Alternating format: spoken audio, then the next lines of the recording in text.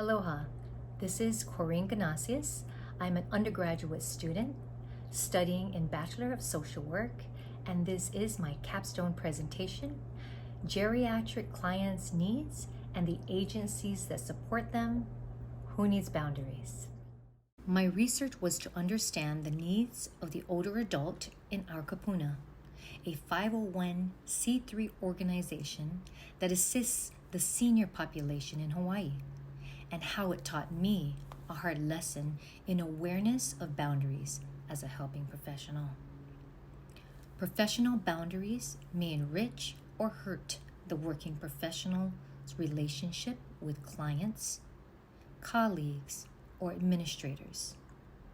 According to the National Association of Social Worker Code of Ethics, social workers should be aware of the impact on ethical decision-making of their clients and their own personal values and cultural and religious belief practices.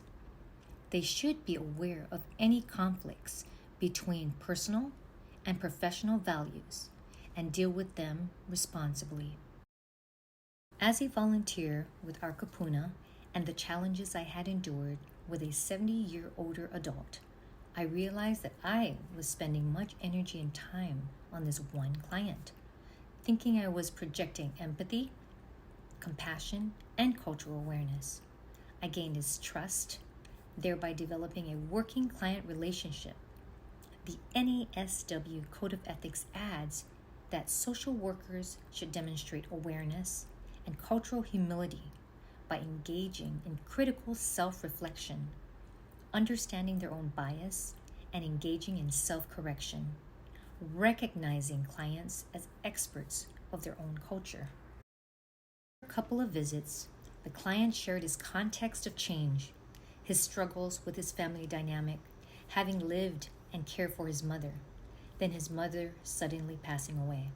He related a sense of urgency for me to help find another home for him because he was not satisfied with the location the helping professional at the Elderly Affairs Division had placed him. I also witnessed him throwing trays of food that another agency had provided daily. Nevertheless, I respected his beliefs on purchasing special food items during his celebrated holidays. All the sudden changes impacted this client's social system. Our kapuna directors supported me in capacity building with the client to set boundaries to the limits that allow for a safe connection based on the client's needs. As an advocate for change who was aware and understood the person in his environment, who was I to deny his weekly packs of cigarettes and everything cookie from his favorite store? What was the harm? These specific items were his necessities to add joy in his life. He was the one paying for the items. He possibly worked all his life, and now the only stability he had at that point was his monthly paycheck, which he had control. Capel states, regardless of whether the boundary may be shifted or not, it is necessary for it to serve its purpose, which is to protect one's dignity and ultimately one's human rights. A qualitative interview was conducted with 5 helping professionals who found that setting boundaries for themselves and their mental health was very important, with an average score of 9.08, including setting boundaries with older adults, the agency, and a helping professional. The scaled average of 7.7 indicated that setting boundaries were not as easy to do as a professional with the agency, staff, or the older adult. Each helping professional had a personal or professional experience that tested the boundaries with the older adult.